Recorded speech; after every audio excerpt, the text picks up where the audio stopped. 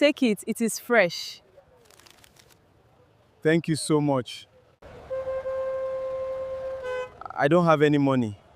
It is okay, my brother. She thought she was feeding a homeless man. But she had no idea she was feeding a billionaire. Every morning, Amara sold bread by the roadside just to survive. Then one day, a dirty, poorly dressed stranger approached her and quietly admitted, "I don't have money." Instead of insulting him, Amara broke her own breakfast in half and gave it to him. What she didn't know was that the man had billions of naira in the bank.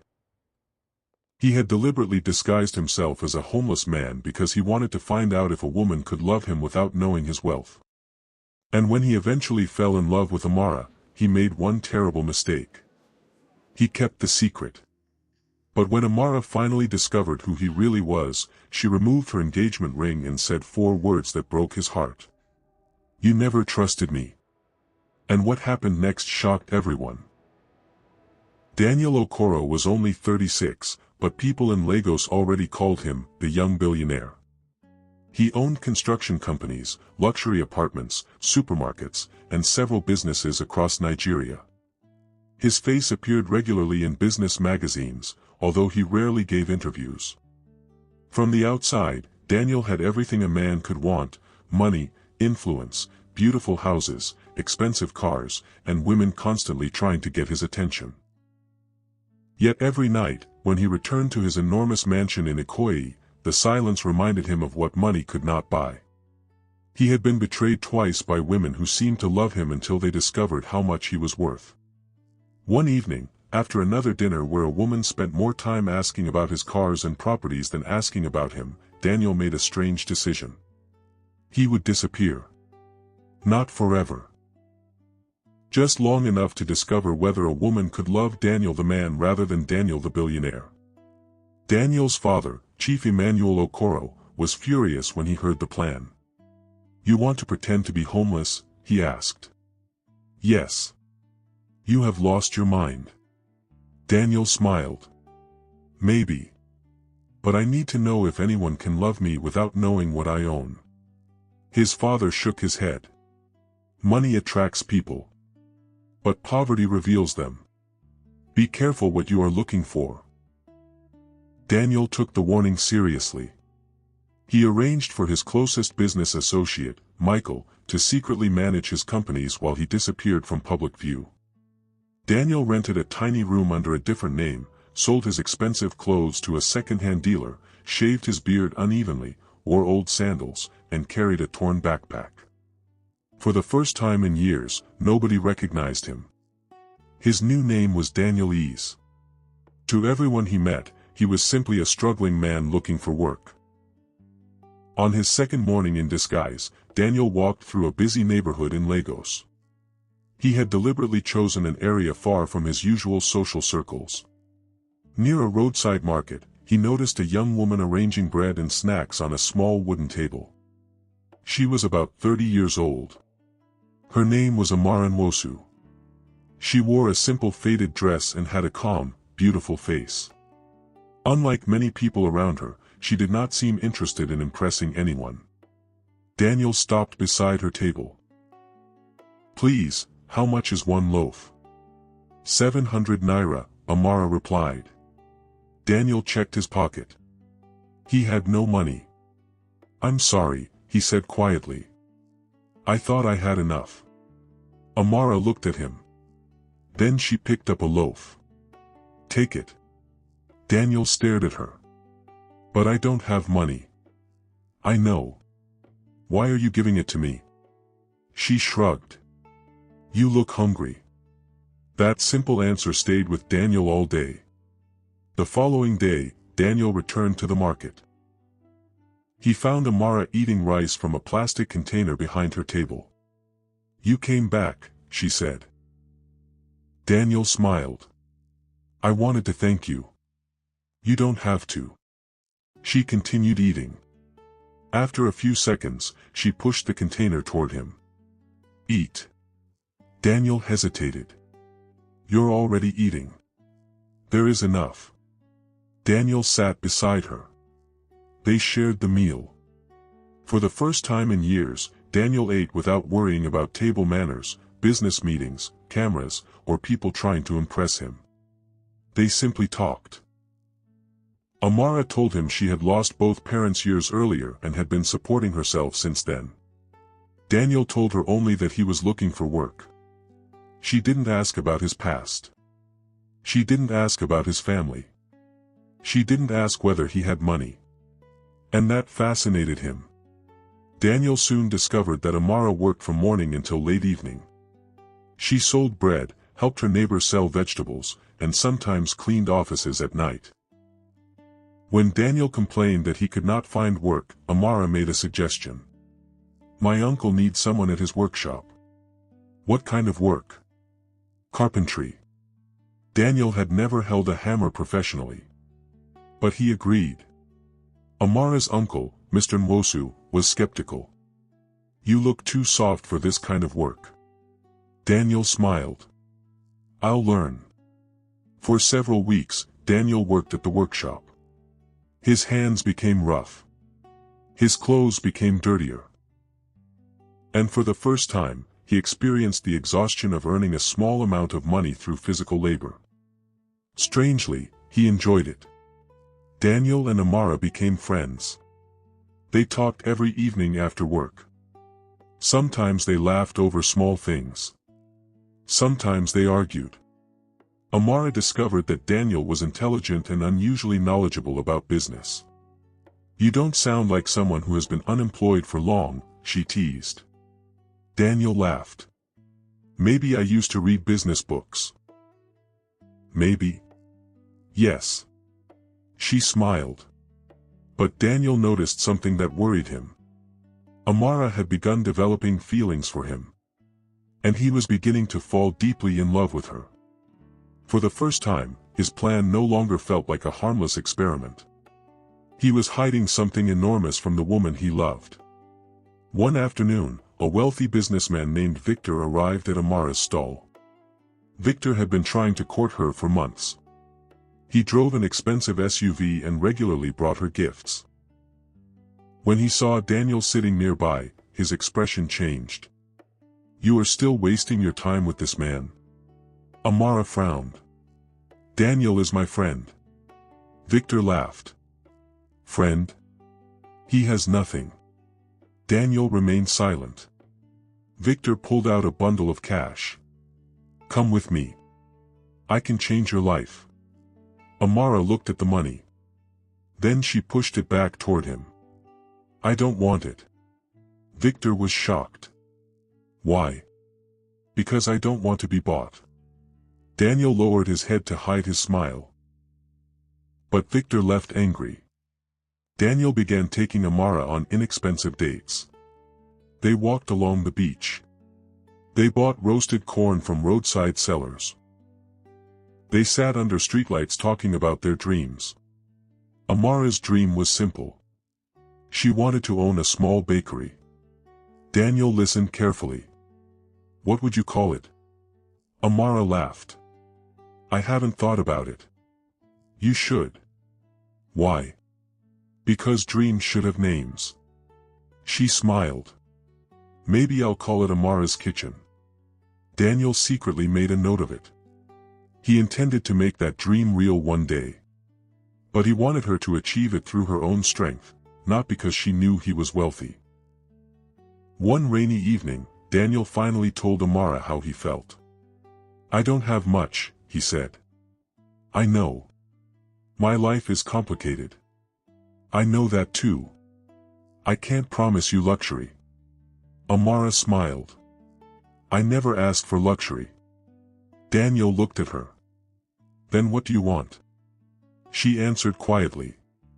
"Someone who will not abandon me when life becomes difficult." Daniel's heart broke. Because he knew he was already keeping the biggest secret of her life. Still, he asked her to marry him. Amara said yes. Amara's relatives were not happy. Her older cousin, Chitty, openly opposed the relationship. "You want to marry a homeless man?" "He is not homeless," Amara argued. "He has no house, no car, no money, and no stable job. He has a good heart. Chitty laughed. Good heart doesn't pay hospital bills. Amara refused to change her mind. Daniel respected her courage. But he also began wondering whether his secret had gone too far. One afternoon, everything nearly collapsed. A woman named Cynthia walked into the market.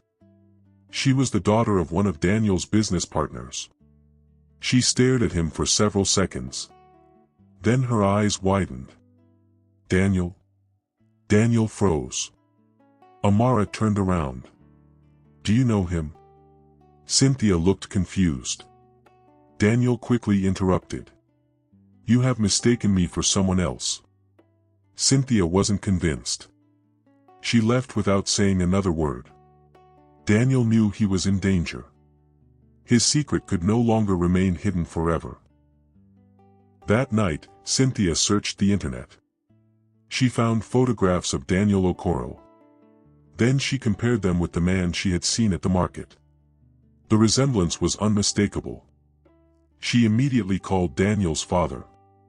Chief, I think I found your son. Chief Emmanuel went silent. Where? Cynthia gave him the location. The next morning, Daniel's father sent someone to investigate. He wanted to know whether his son had finally lost control of the situation. A few days later, Daniel was returning from work when a motorcycle hit him. He fell heavily. Amara rushed to him. Daniel. His leg was badly injured. The hospital demanded a deposit. Amara emptied her savings. It wasn't enough. She called relatives. Nobody answered. She finally sold the small gold bracelet her mother had left her. Daniel watched from the hospital bed. He wanted to stop her. But if he revealed who he really was, everything would change. So he remained silent. While Daniel recovered, Michael secretly visited the hospital. He wore a suit. Amara assumed he was a businessman who knew Daniel from somewhere. Michael entered the room. You need to tell her. Daniel shook his head. Not yet. This has gone too far. I know. You nearly died. Daniel looked at Amara sleeping in a chair. I just need to know one thing. What? Would she still love me if I had nothing? Michael sighed. You already have your answer. Then something unexpected happened. Victor, the wealthy man who had once pursued Amara, discovered Daniel's secret. He secretly obtained photographs of Daniel's real identity. Victor decided to expose him. Not because he cared about Amara. He wanted revenge. He sent the information to Chitty. Chitty confronted Amara. Your boyfriend is lying to you. What do you mean? Daniel Ease doesn't exist. He showed her a photograph. Amara stared at it. The man beside a luxury car looked exactly like Daniel. Her heart sank. Amara confronted Daniel. Who are you? Daniel said nothing. Tell me the truth. I am Daniel. Daniel who? He finally looked at her. Daniel Okoro. Amara stepped backward. The name meant something. She had seen it in newspapers. You're the billionaire. Daniel nodded. Amara began crying. All this time. I wanted to know if you loved me for me. She shook her head. You didn't trust me enough to tell me. That sentence hurt Daniel more than any insult could have. Amara removed her engagement ring. I loved the man I knew. I am still that man. No. She shook her head. You were pretending to be someone else. Daniel pleaded with her. I was afraid. So you tested me? Yes. And what did I pass? Daniel had no answer. Amara walked away. For the first time in his life, Daniel realized that money could not repair everything. Daniel returned to his mansion. The enormous house suddenly felt like a prison. His expensive furniture meant nothing. His cars meant nothing. His businesses meant nothing. He realized he had spent years protecting himself from people who wanted his money. But in doing so, he had almost destroyed the one relationship that might have been genuine. His father visited him. "I warned you." Daniel nodded. "You did. Now you know the difference between testing someone and trusting someone." Daniel looked down. "What should I do?" "Tell her the truth without asking for anything in return." Meanwhile, Amara continued working. She refused to accept money from Daniel. Instead, she started baking small cakes at home. Her dream of owning a bakery remained alive. One evening, she received an unexpected visit. Michael arrived. He handed her an envelope. She refused it. "I don't want Daniel's money." Michael smiled. "It's not his money." Inside the envelope was a business competition invitation. The winner would receive funding to open a small bakery. Amara entered. She won. Amara opened her first small bakery. She named it exactly what she had once told Daniel. Amara's Kitchen. She worked every day. Customers loved her food. The business slowly grew. One afternoon, a mysterious customer entered. He ordered bread and tea. Amara looked up. It was Daniel. He was no longer pretending. He wore a simple shirt and trousers. "I came to buy bread," he said. Amara smiled faintly. "You can buy bread. I don't expect anything else." She handed him the bread. "Thank you." He left. For the first time, Amara saw that Daniel had learned something. He wasn't trying to buy her back. Months passed. Daniel continued visiting the bakery occasionally. He never brought expensive gifts. He never mentioned his wealth. He simply supported her business by recommending it to people. Amara slowly began forgiving him. One evening, she asked him, "Why do you keep coming here?" Daniel answered honestly. "Because I still love you." She looked away. "I don't know if I can trust you again." "I understand. And if I never marry you, I will still respect you." That answer changed something inside her. Daniel began changing. He became less suspicious. He stopped judging every person who approached him as someone looking for money. He started opening up. He told Amara about his childhood. About losing his mother. About his fear of being loved only for his wealth. About the women who had betrayed him. Amara finally understood why he had done what he did. She didn't excuse his deception. But she understood it. Then Daniel lost a major business deal. For the first time in years, newspapers reported that the billionaire was facing financial difficulties. People who once surrounded him disappeared. Some friends stopped calling. Some business partners demanded repayment. Daniel's world suddenly became uncertain. He went to Amara. "I may lose a lot." She looked at him. "How much?" "Almost everything." Amara smiled. "Then we'll know what really matters." Daniel's company survived, but he lost billions in the process. He had to sell several properties. For the first time, he understood what it felt like to rebuild. Amara stood beside him. She didn't give him money. She didn't need to. She gave him something more important. Support. "You can rebuild," she told him. "I don't know how." "You built it once." Daniel smiled. "Maybe this time I won't build it alone." Daniel eventually took Amara to the place where they had first met.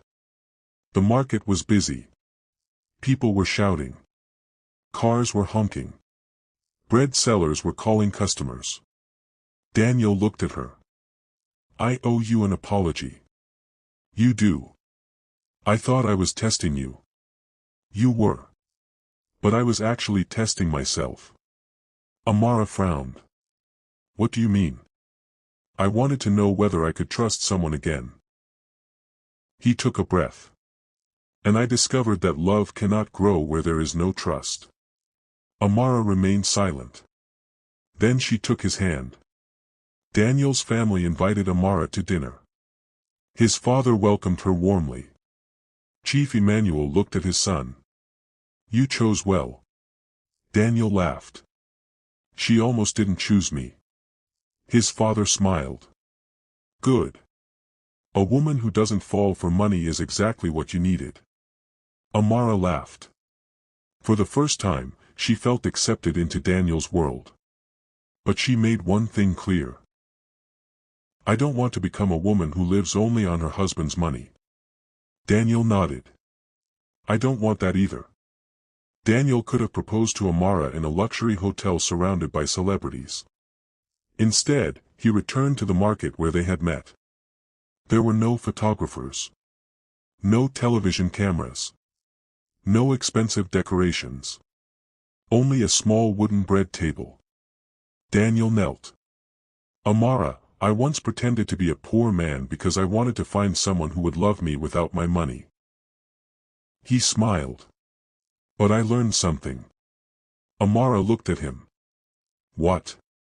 You were never the one who needed to prove anything. He held out the ring. I was. They married quietly. There were no politicians. No celebrities. No extravagant display of wealth. Just family, friends, music, food, dancing, and laughter. Amara walked down the aisle wearing a simple but beautiful wedding gown. Daniel couldn't stop smiling. When they exchanged vows, Daniel whispered. This time, you know everything about me. Amara smiled. And I still chose you. Years later, Amara's kitchen had become a successful chain of bakeries. Daniel's businesses had also recovered. But they made one agreement. Neither of them would ever use money as a weapon against the other. They built their marriage on honesty. Whenever young couples asked them about their relationship, Daniel would tell them. Money can reveal people, but it cannot create love. Amara would add. And poverty does not automatically make someone good. Character does. They both understood the lesson.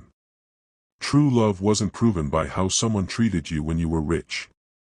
It was proven by how they treated you when they believed you had nothing to offer. 20 years after their first meeting, Daniel and Amara returned to the same market. The wooden stall where they had met was still there. Daniel pointed at it.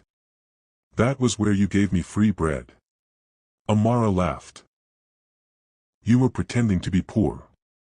I know. And you still owe me for that bread. Daniel laughed. How much? She pretended to calculate. 20 years of interest. Daniel shook his head. I'll pay. How? Amara smiled. Stay with me. Daniel took her hand. I already paid that debt the day I fell in love with you. They walked away together as the evening sun settled over Lagos. And Daniel finally understood something his billions had never taught him.